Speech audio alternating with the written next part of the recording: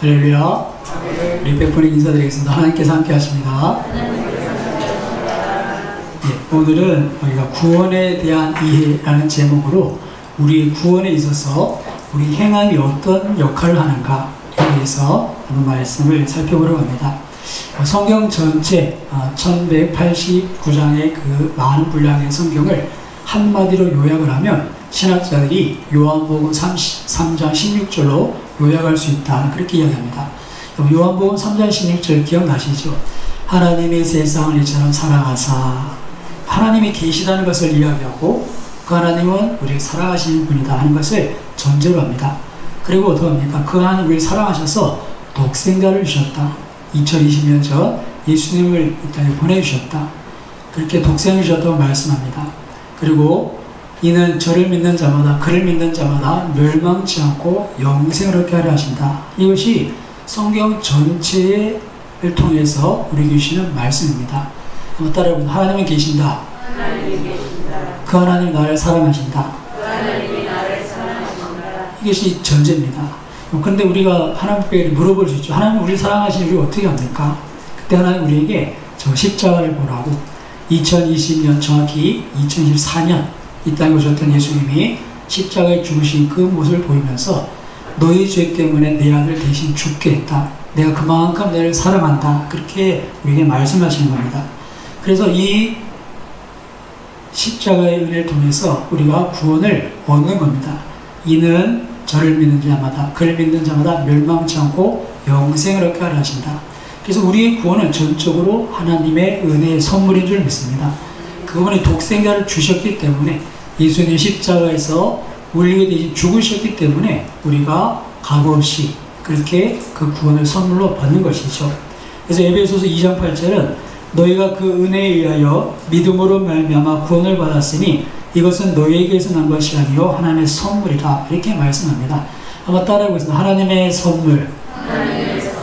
그래서 하나님께서 우리에게 선물로 주신 겁니다. 구원이라는 것은 하나님께서 우리에게 선물로 거저주신 것이죠. 우리가 이 선물을 믿음으로 받는 겁니다. 이를 믿는 자마다 멸망치 않고 영생을 얻는다. 그래서 선물을 주시는데 이걸 받아야 됩니다. 안 받으면 내게 아니에요. 저여저여하고 손들고라도 받으면 내게 되지만 받지 않으면 나랑 상관이 없는 거예요. 그래서 주님은 우리를 위해서 이미 십자가에 죽으셔서 우리에게 구원의 선물을 준비해 주셨고, 우리가 그것을 믿음으로 받으면 우리가 구원을 받게 되는 겁니다. 그래서 이 구원에 대해서는 전적인 하나님의 은혜다 하는 것을 기억해야 됩니다. 그래서 구원에 대해서 여러분들이 가장 먼저 생각해야 되는 것은, 내가 구원받은 것은 내 힘과 내 노력, 내 열심이 아니라 전적인 하나님의 은혜의 선물이구나 하는 것을 꼭 기억하셔야 됩니다. 한 번만 더 따라하겠습니다. 하나님의 선물. 우리가 이것을 꼭 기억해야 됩니다. 근데 우리가 이렇게 하나님의 선물이라고 믿고, 야, 정말 하나님께 내게 거저 주신 거야, 정말 은혜야라고 고백하다가도 가끔씩 이렇게 우리에게 어떤 분이 네가 그렇게 살아서 천국 가겠냐 이러면 갑자기 그 믿음이 흔들리는 거예요. 야, 정말 이렇게 살면 될까? 아닌 게 아니라 성경에 보면 우리 믿음에 대해서 얘기할 때 살아있는 믿음, 죽은 믿음, 참 믿음, 거짓 믿음에 대해서 얘기하시면서 야고보서는 행함이 없는 믿음은 죽은 믿음이다. 그렇게 말씀하시는 거예요. 그러니까 믿음으로 구원받는다고 했는데 행함이 없으면 가짜인가? 뭔가 행함이 있어야 되나? 그런 이렇게 생각을 하게 되죠. 빌립보서 2장 12절 말씀에서도 우리에게 우리의 구원에 대해서 말씀하시면서 항상 복종하여 두렵고 떨림으로 너희의 구원을 이루라, 이렇게 말씀합니다. 야, 내가 구원받기 위해서 정말 이렇게 두렵고 떨리는 마음으로 그렇게 정말 집중하고 열심히 노력해야 구원을 받는 건가? 그런 생각을 하게도 할 수 있는 것입니다. 예수님께서도 우리에게 말씀하실 때 그 주님의 말씀을 듣고 행하는 자와 듣고 행치 않는 자, 이렇게 둘을 다 가르칩니다. 듣는 거는 공통인데 행하는 자는 반석 위에 집을 지은 것 같고 행치 않는 사람은 모래 위에 집을 지은 것 같아서 평소 때는 모르는데 마지막 심판의 때, 그때는 반석 위에 집은 괜찮지만 모래 위에 집은 무너져서 그 무너짐이 심할 것이다.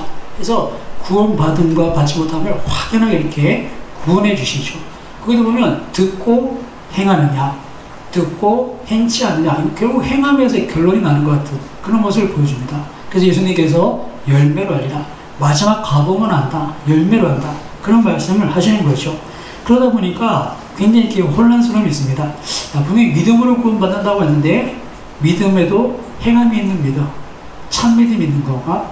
그러면 내가 지금 이렇게 살아서 구원을 받겠는가? 그런 의미 있는 겁니다.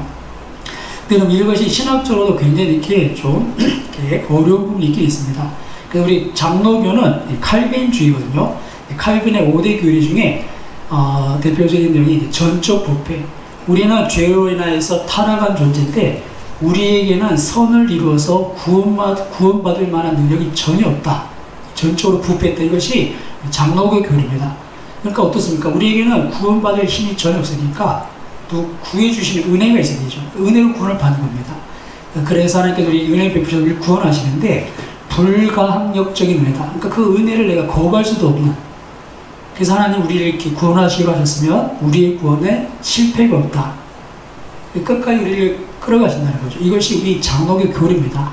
근데 여러분 우리 장로교의 교리뿐 아니라 조금 다른 관점에서 또 구원을 이해하는 웨슬리 감리교회가 있습니다. 감리교회가 가끔 주변에 보실지 모르겠는데 이 감리교회는 원래는 이제 그 도르트 종교회에서 이단으로 배척된 이렇게 사상인데요. 거기는 하나님 우리를 선택할 때 무조건적으로 선택하셨다. 칼빈의 교리인데 우리가 너 그래도 좀 기도 많이 하니까 네가 그래도 교회 좀 남다르게 열심히 다니니까 네가 좀 교회에서 뭔가 수월했으니까 어떤 조건에 의해서 선택하는 게 아니라 무조건적인 선택을 하는 겁니다. 우리에게 자격이 없지만 조건 없이 하나님의 자녀로 선택해 주셨다. 이게 우리 칼빈주의 장로교의 교리입니다. 그래서 무조건적인 선택. 근데 웨슬리주의는 다릅니다. 원래 이제 그 원조 알리미니안인데 거기는 조건적 선택입니다. 조건적인 선택. 그리고 하나님의 은혜에 대해서도 우리 자유의지를 강조하다 보니까 불가항력적인 은혜가 아니라 가항력적 은혜. 하나님의 은혜도 우리가 항거할 수 있다. 우리 의지로. 그러면 어떻게 됩니까? 구원에서 탈락할 수도 있다. 그런 관점이 되는 거죠.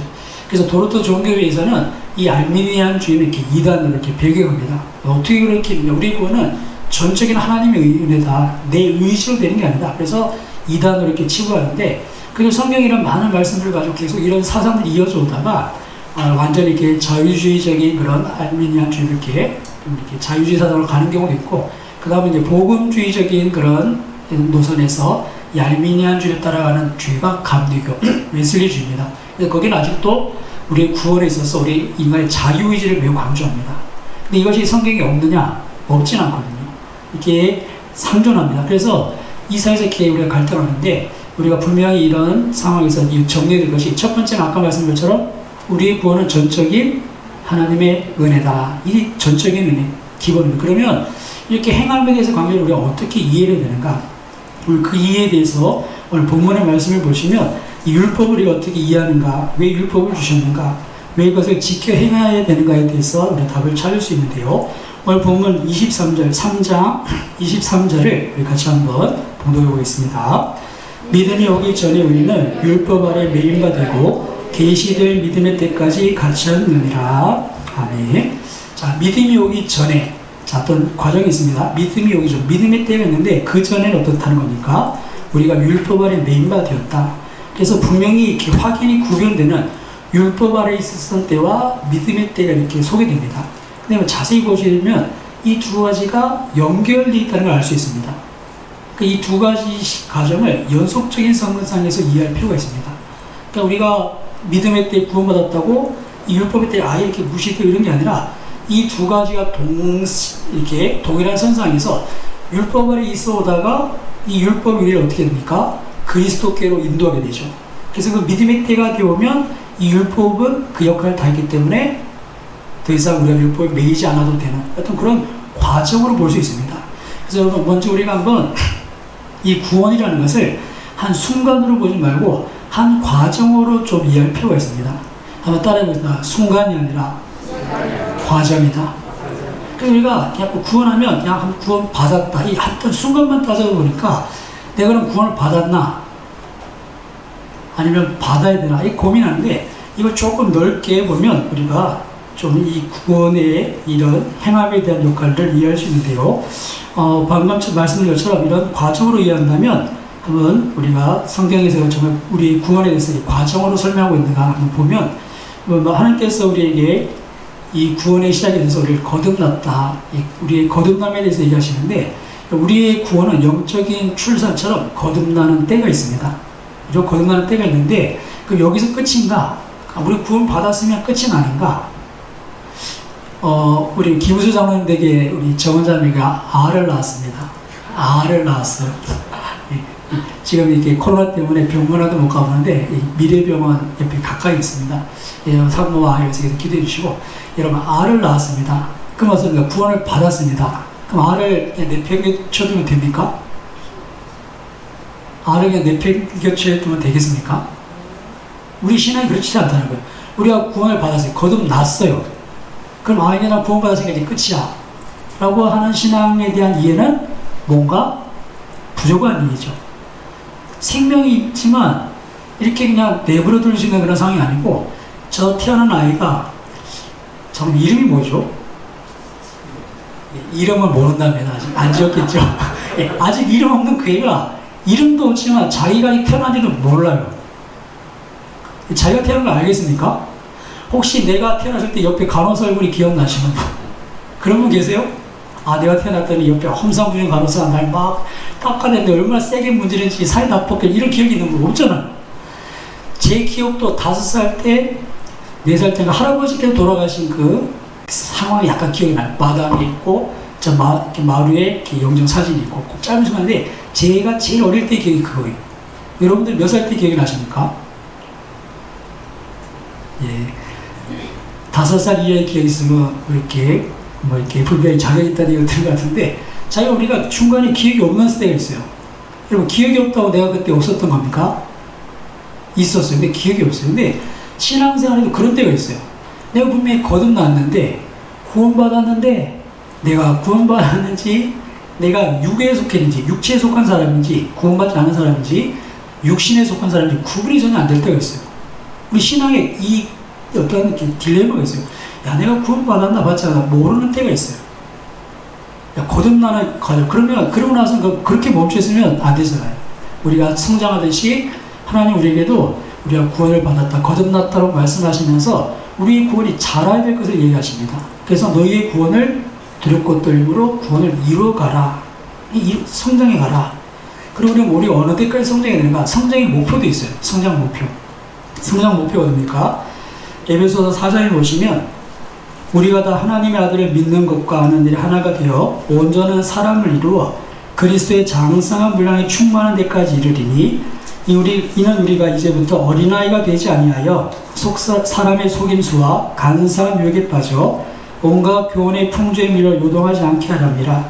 오직 사랑 안에서 참된 것을 하여 범사의 그에까지 자랄지니 그는 머리니 곧 그리스도라. 그러니까 우리의 성장의 목표가 분명한 거예요.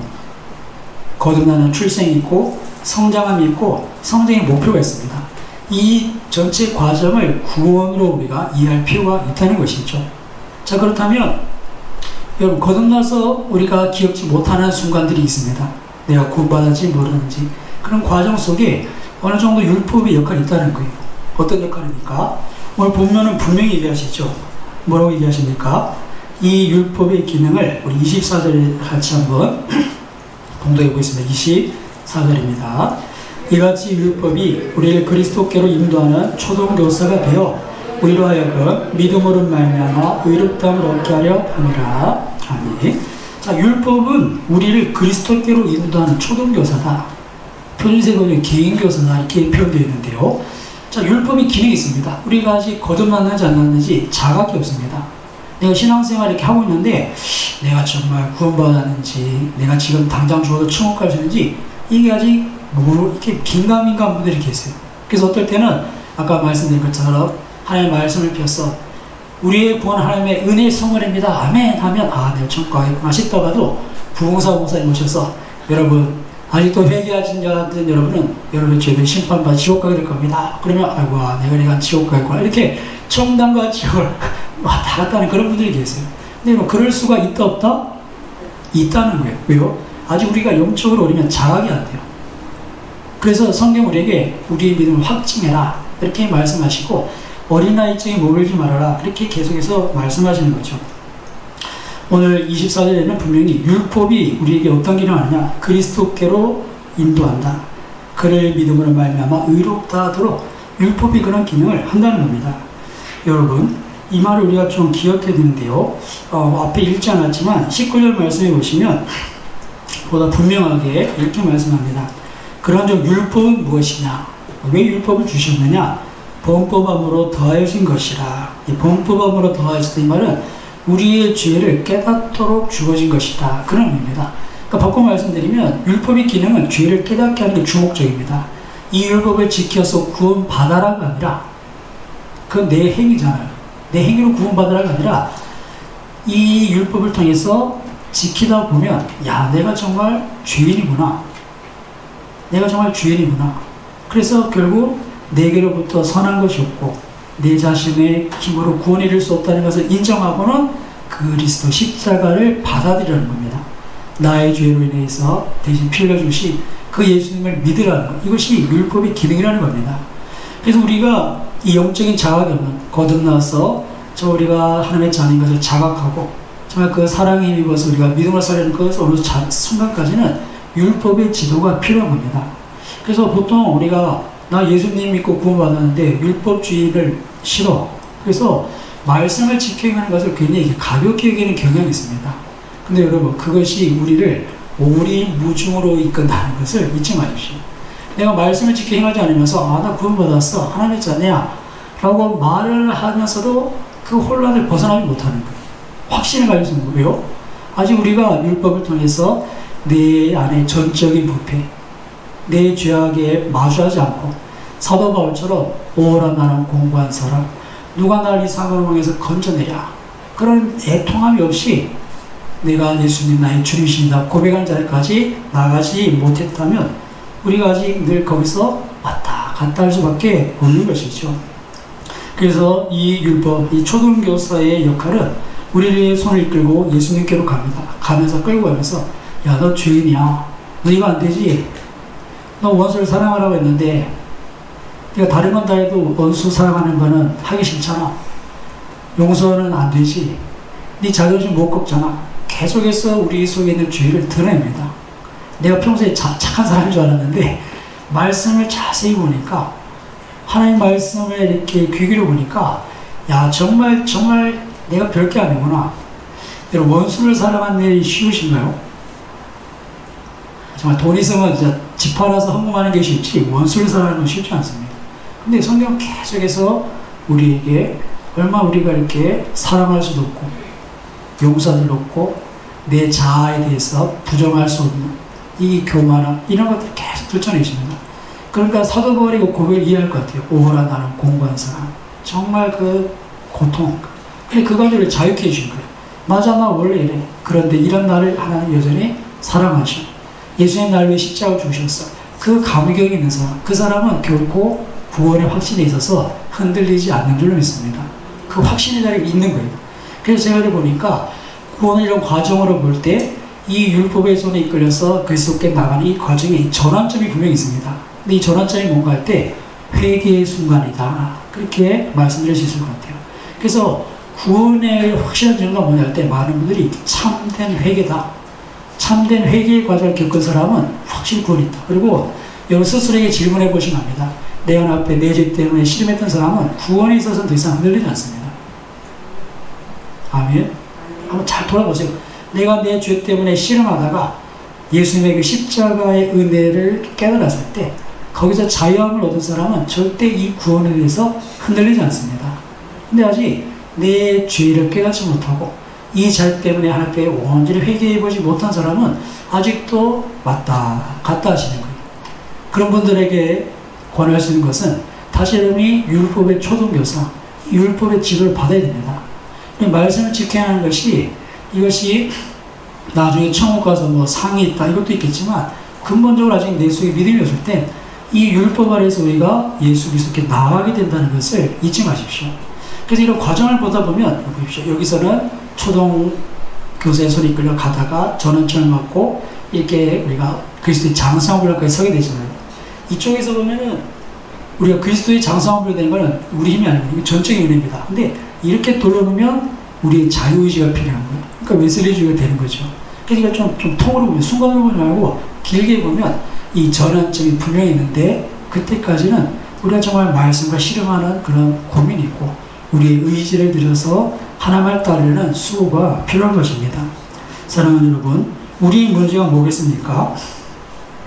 우리 믿음의 선배님들 정말 그 말씀 하나 때문에 고민하고 그 말씀 하나 때문에 정말 자신의 한계를 고백하며 하나님 앞에 늘 기도했던, 좀 그들이 경험했던 하나님과 우리가 하나님의 말씀을 일로 듣고 나가면서 다 지워버리고 밖에 나가면 내 마음대로 살고 그렇게 다람쥐 쳇바퀴 돌로 산 우리가 근본적인 차이가 뭐겠습니까? 우리 선배님들은 하나님을 알고 경험하고 말씀 앞에 끼워지면서 정말 예수님밖에 없습니다. 예수님밖에 없습니다. 그렇게 예수님 붙잡고 천국 소망하는 사시는 거고, 우리는 어떻습니까? 예수님이 별로 필요치 않은 거예요. 예수님이 별로 필요치 않아요. 내가 죄 때문에 막 정말 절박한 심정이 없으니까 예수님 별로 필요치 않은 거예요. 아무리 서울대병원에 마음치료 잘하는 선생님이 계셔도 저는 그분 이름도 몰라요. 제가 암에 안 걸려봤어요. 근데 암에 걸린 사람 어떻게 되겠습니까? 서울대병원에 그 선생님 만나려고 얼마나 열심히 했어요. 접수하러 갔더니 내년 봄에 돼야 뵐 수 있습니다. 그러면 포기하겠으니까 어떻게 아는 사람 해서 그런 심정인 거예요. 내가 죽을 병에 걸린 걸 알면 그렇게 찾아가는데, 저는 지금 당장 그분의 이름을 몰라도 돼요. 만날 필요도 없어요. 우리 구원도 그런 것 같아요.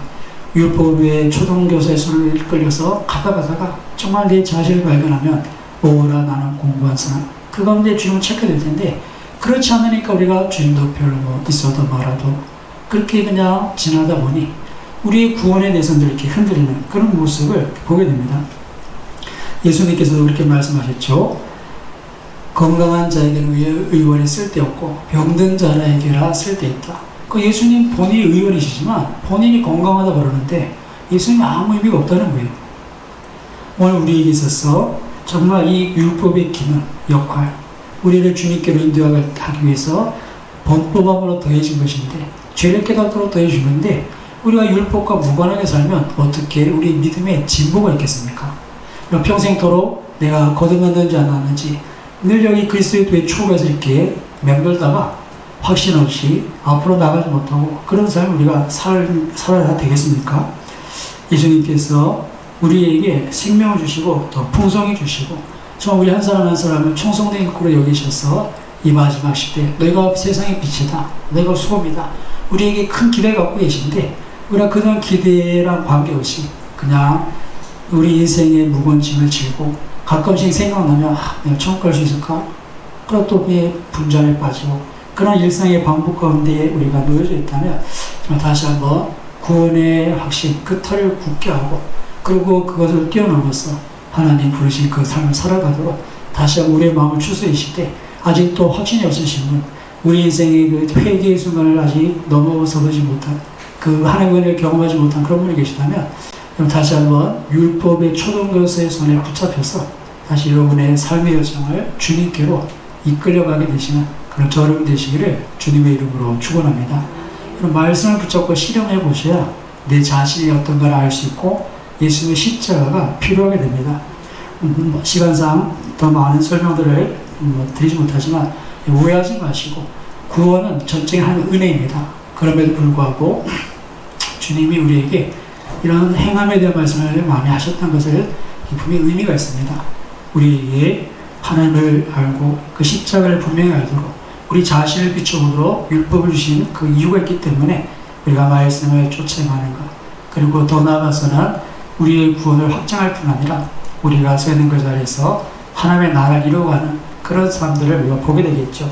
우리가 이런 구원에 대한 풍성한 이해를 통해서 더 이상 흔들리지 말고 이 그리스도의 촉의 몸을 잡고 장성한 분량으로 우리 주신 사명과 삶을 감당하는 저 여러분 다 되시기를 주님의 이름으로 축원합니다. 함께 기도하겠습니다. 하나님께서 우리에게 늘 말씀을 해주십니다. 하나님은 눈에 보이지 않는 말씀하시는 분이시죠. 우리가 이 시간 다시 한번 하나님 여지껏 하나님과 무관하게 내 마음대로 살아오던 삶 주님께로 돌이킵니다. 마음을 하나님 앞에 들이시고 성령이 우리에게 확신을 주시옵소서, 깨닫게 하옵소서. 저 은혜 안에서 우리가 강화해지도록 그 십자가의 은혜를 더해주시고 주님 말씀이 하나의 음성으로 이렇게 들려지도록 우리 굳은 마음을 깨트려 주시옵소서. 성령님 인도해 주시옵소서. 우리 같이 한번 기도하시고 제가 한번 기도하겠습니다.